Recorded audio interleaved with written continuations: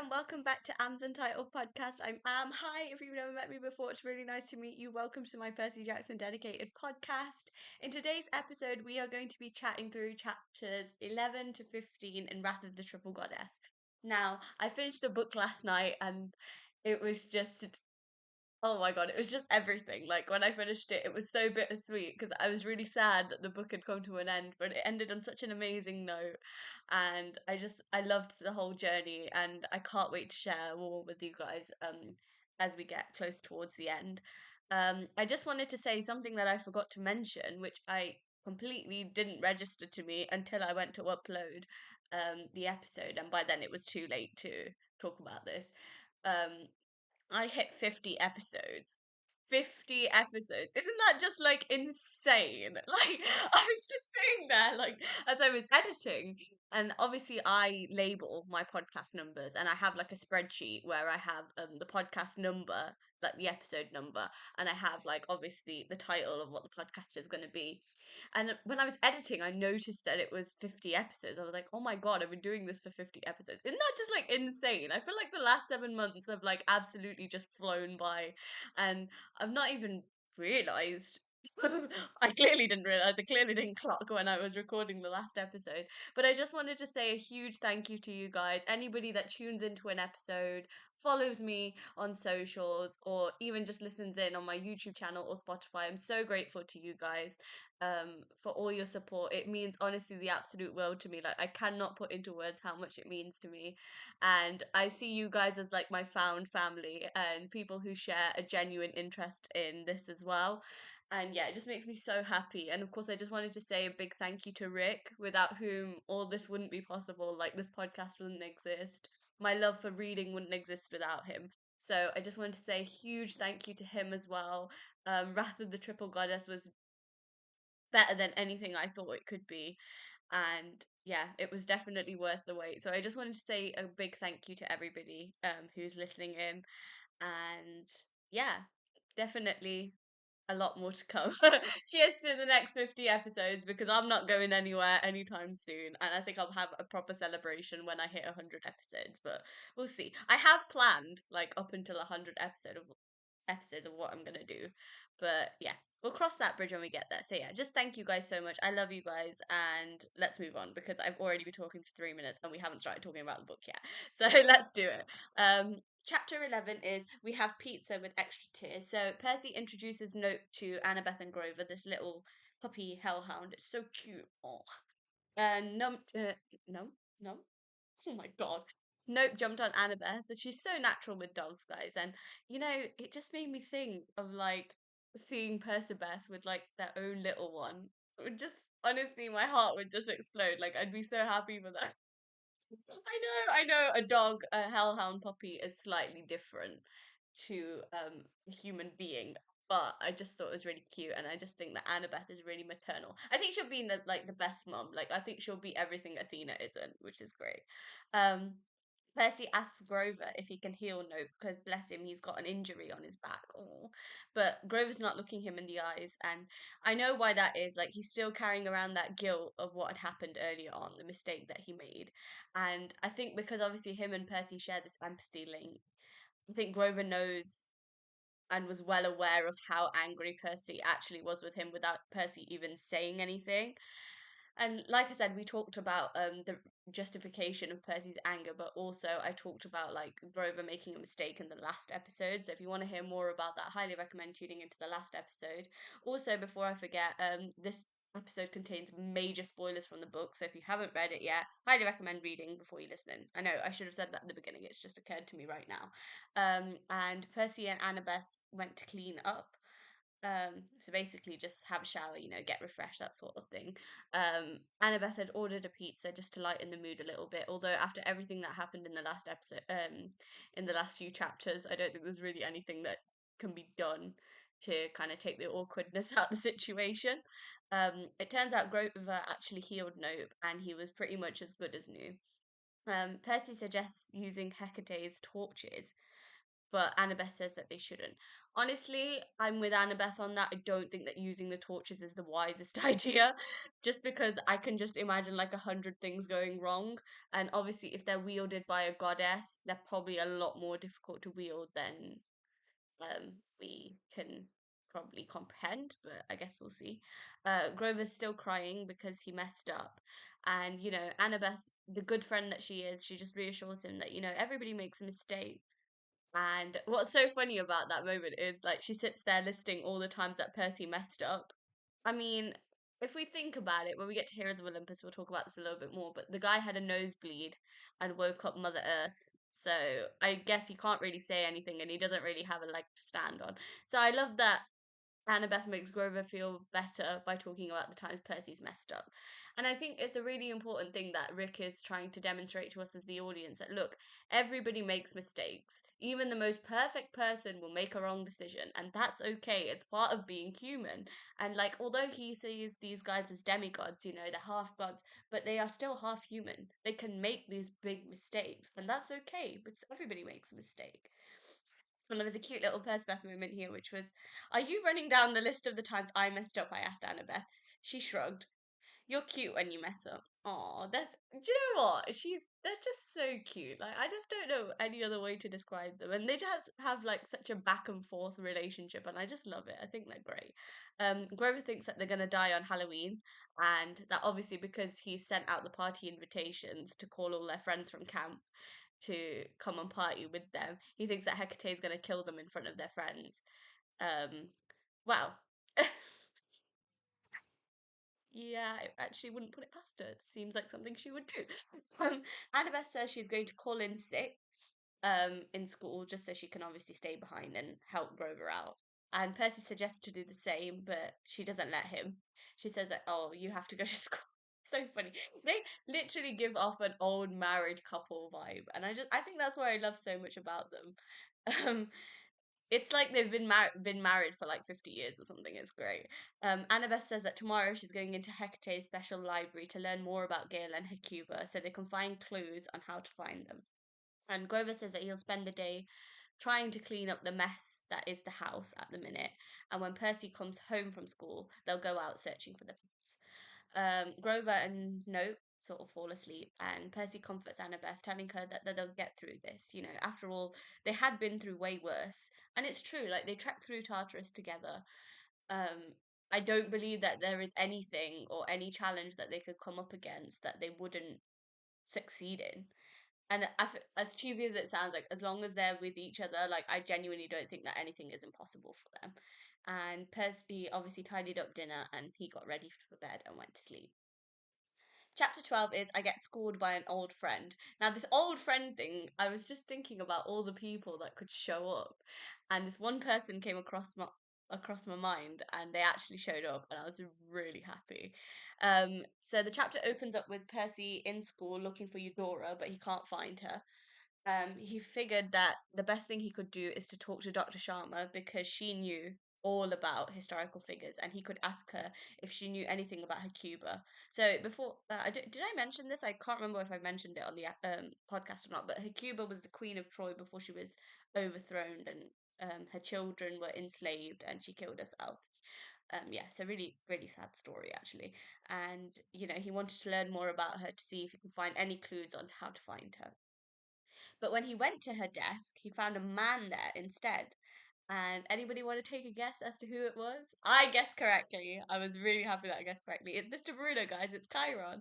And Chiron tells him that he's the substitute teacher for Dr. Sharma and that he was recommended by Paul Blowfist. So Paul Blowfist is Percy's stepfather, who's married to Sally currently. And Percy tells them all about this situation, that look, they've lost their pets, they don't know what to do, Hecate's house is a mess, and Chiron tells him to never use Hecate's torches because it raises ghosts from the dead. Wow. Yeah, well, we wouldn't want that, would we? We wouldn't want an army of angry ghosts coming after us, I guess. Chiron thinks that Hecate might be trying to test them. Now, when I think of this, I wouldn't be surprised if she set all this up. Like, I wouldn't be surprised if this was all an elaborate scheme to try and humiliate Percy and them. Well, I guess we'll find out soon enough. Chiron tells Percy that Eudora and Hecate have a complicated history.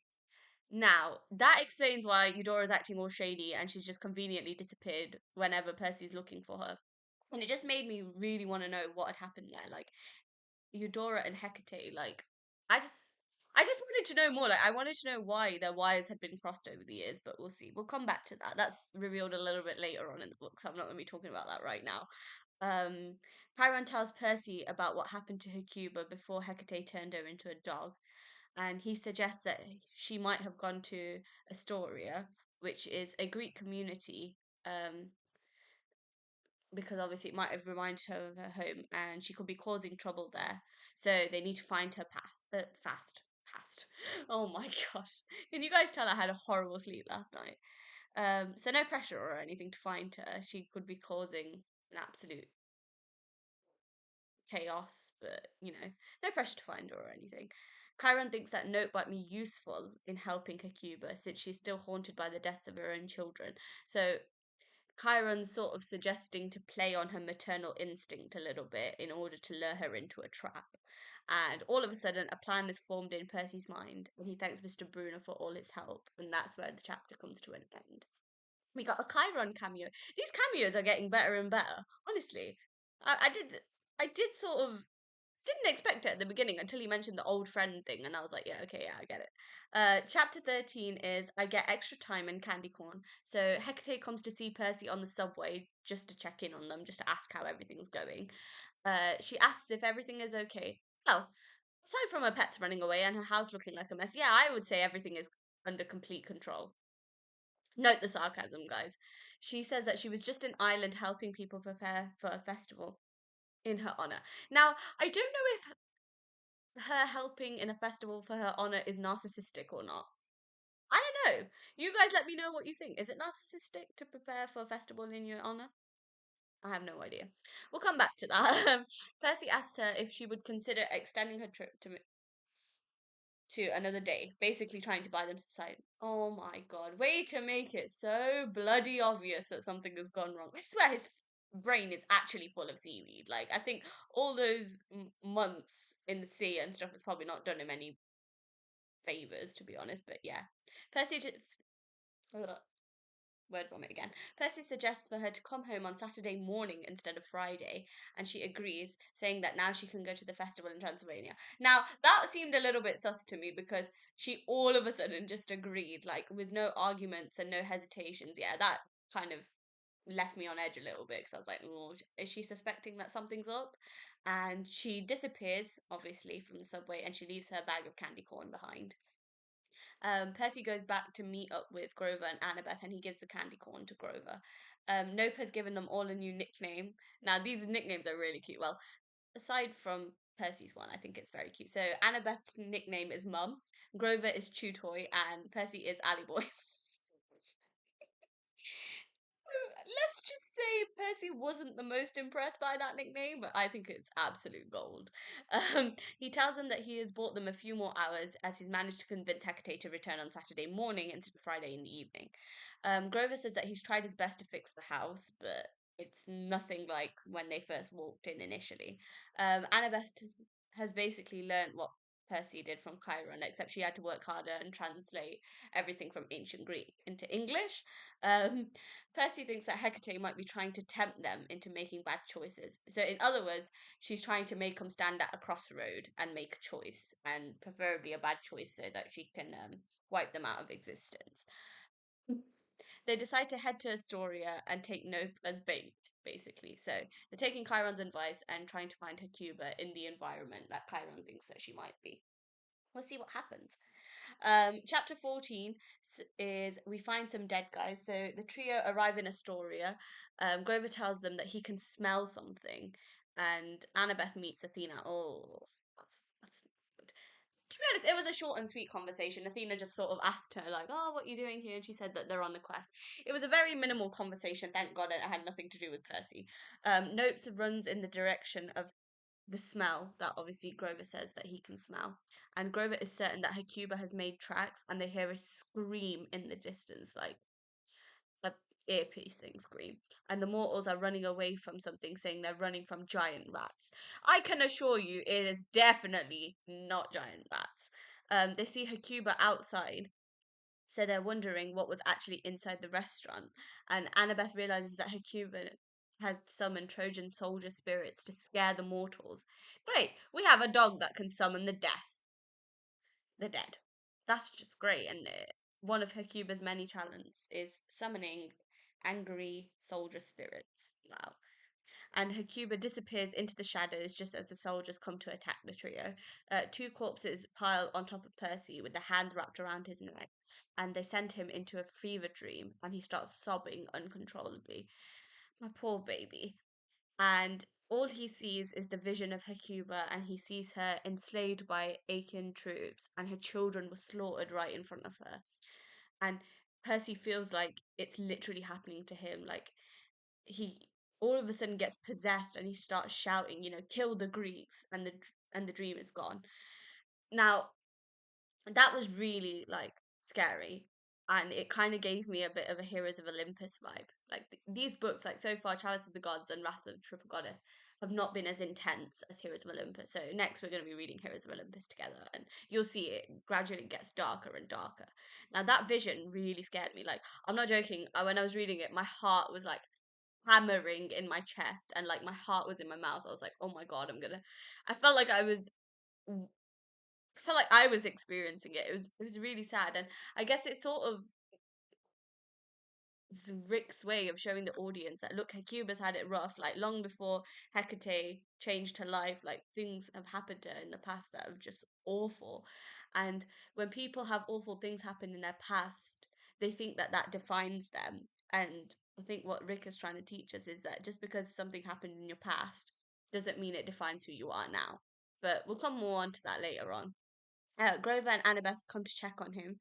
Hecuba had gotten away in that time, and Percy realizes that Hecuba doesn't want to kill anyone, but in fact, she just wants them to feel the pain that she did, the pain of losing someone they love.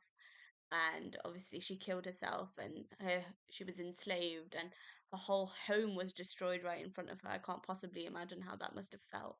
And they can hear the screaming again a few blocks down, and the trio decide to run towards the screaming. Chapter 15, the last chapter that we're going to be talking about in this episode, is I Fail at Dog Diplomacy. So Hecuba's next target was Papu's pastries. Papu himself was saying that he can't have rats in his bakery, and Annabeth tells him that they'll take care of it. They ran in and started taking care of the undead. Annabeth's neck got brushed by an undead soldier, and that made Percy go slashy slashy. His words, not mine. That were Rick's words. I literally just that out of the book. And Touchwood Grover managed to drag her to safety. And once the undead were dealt with, Percy ran over to Annabeth to check on her to make sure that she was okay. And she says that she's fine. Papu thanks them for getting rid of the rats, and Annabeth leads the way, and they find Hecuba on the roof of the bakery. Um, I don't know if Annabeth saw what Percy did. I think she only saw um Hecuba's home getting destroyed. I don't think she saw necessarily what happened to Hecuba, although I took these notes a while ago, so you're gonna have to bear with me if that was wrong. Annabeth leads the way, obviously, and they found Hecuba on the roof, and she can smell Nope's scent. And Annabeth, Percy introduces Nope to Hecuba, telling her that he needs a mom, and he tells her that he felt the pain that obviously Hecuba felt when her home was destroyed and she lost her children. And Annabeth sort of has Hecuba's leash behind her. In other words, she's like trying to gesture Percy like keep talking so I can distract her. And Percy talks Hecuba into trying to convince her to come home and adopt Nope. She hasn't got any children left of her own, but it's like life's given her a second chance by giving her Nope. And if she was feeling up to it, she could come home, and Hecuba basically gestures for them to bring Nope forward. And Annabeth says that she'll take him forward so that Hecuba can meet him. She gives the leash to Percy and tells him to put it on Hecuba once she was calm enough. So basically, once she was distracted by Nope, to get on Hecuba and just make sure they can take her home. Grover says that Annabeth was trying to make Hecuba jealous by behaving like Nope's mother. Guys, she's such a genius. in other words, she was trying to not just make Hecuba jealous, but also just show that, oh look, like I'm a demigod and I can look after Nope, but you're a hellhound and you should be able to do it as well. That girl, honestly, like her wisdom is just something else. Like it's no surprise that she's Athena's daughter. And the trio stand in front of Hecuba like one strange, big, happy family.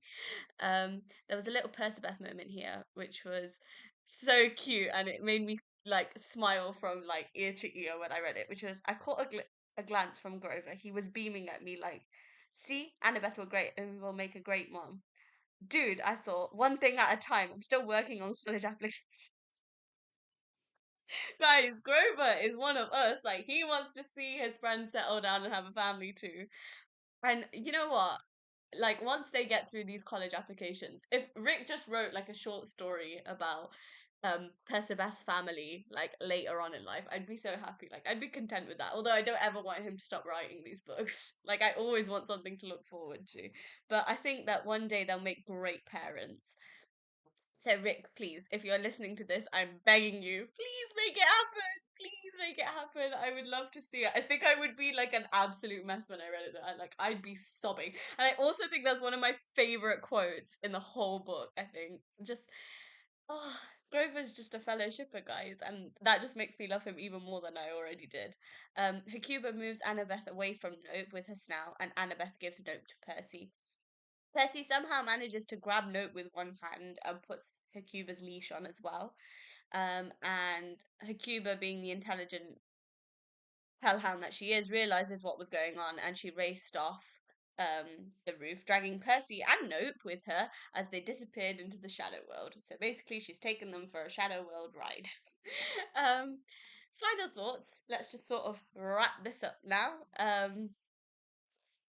Poor Grover, he was really upset about messing up. But it happens, guys, and I love that Annabeth and Percy are trying their best to make him feel better.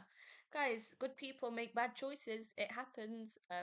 And you know that a choice doesn't simply define who you are. We got a Chiron cameo, guys, which was so nice. It was great to have him back as a teacher, still watching over his students. And, you know, he was actually helpful. Like, you know how sometimes over the years, like Percy has come across these gods and goddesses that talk in riddles that don't actually tell him what he needs to do, but Chiron actually gives him some useful information so that he can find a way to deal with Hecuba. And of course, it works, except for the fact that she's dragged him shadow traveling, but we're not even going to go into that right now. Do you know what? I could not believe how easily Percy managed to convince Hecate. And if I'm honest, like I wouldn't have surprised me if she showed up any earlier just to see. And if she does, I'm saying, guys, right here, right now, I told you guys so that that's something she would do. Now, I still have this niggling feeling that Hecate has set this whole thing up. Like it wouldn't, like I said before, like it wouldn't surprise me if this was all one elaborate scheme, to test like the trio's worthiness of this recommendation letter. Although we'll find out soon enough, I guess, as we get closer towards the end of the book. Rick is so clever. Like I love the way he showed us what happened to Hecuba without explicit. Why can't I talk today? Without explicitly telling us what happened to her. He showed it through Percy. Like he made Percy stand in that vision because he knows that Percy understands people. Like he understands feelings. He understands emotions. Like he's a very empathetic character, and it's so nice to see what happened to Hecuba through him. And you know, it was just Rick just I don't know how he does it. Like he always finds a way to surprise me. And like these plot twists that he comes out with and these like sudden I don't know. I don't know what you call it. It's just he's just a genius. Like there's just no other way to put it apart from the fact that he's a genius. And I love how Grover also wants to see a Percival family. Guys, see, I'm not the only one that keeps saying it. Like, I genuinely want to see them settle down and be happy and just enjoy their lives. And honestly, like, just talking about that moment right here, right now, like, my cheeks are hurting from smiling so much. Like, I'm so happy that you guys cannot see me right now because I'm smiling like an absolute idiot. And I think there'd be comments like, oh my God, she's absolutely crazy. She's so invested in a fictional relationship. I mean, who wouldn't be? They are the greatest love story of all time. Like, who wouldn't be invested in their life? And just the sort of last thing that I wanted to say is I wonder where Hecuba's dragged Percy in, though. But I guess we'll find out soon enough in the next episode, probably early on in the next episode. So stay tuned for that. So yeah, last few chapters have been a bit of a roller coaster ride, but it's been great, and we got some great trio moments out of it. So that's amazing. Um, I hope everybody that's reading the book is really enjoying it. I am, like, even just going back and sharing these with you guys now that I've finally finished the book and I know how it ends. Like, the bits that happen in these earlier chapters make a lot more sense to me now. And yeah, just these invisible strings. I talk about this a lot, like in Rick's writing. He says something and it's a string that he's planning on pulling later on, and you just see these little hints drop throughout the book, and then eventually pulls the thread, and you're like, oh yeah, I remember that. He's just a genius, guys. He's great. Anyway, thank you guys so much for listening in. I really hope you enjoyed this episode. Let me know what your guys' thoughts are on the new book, because obviously I finished it now, but I know that people are still reading. So happy reading to anyone that's still reading. How far have you guys got? Let me know. What's your favorite moments? Um, what else am I going to say? You know, I always get to the end of the episode. I think I need to start writing down what I need to say at the end of these episodes, because I genuinely do forget. Don't forget, all episodes of my podcast are available to stream on Spotify and on YouTube. Both are at Aamsuntitledpodcast. Follow me on Instagram. Follow me on Threads. I'm most active on Threads. I think I make a lot of. Um, well, I'm not somebody that posts every day, but I post every other day. So yeah, you know that I'm still here and I'm still alive. Um, yeah, what else was I going to say? Don't forget to subscribe to my YouTube channel, follow me on Spotify, click the notification bell, like, share, subscribe, all that jazz. It would be greatly appreciated. And I will be speaking to you guys soon in the next episode. Mwah. Bye.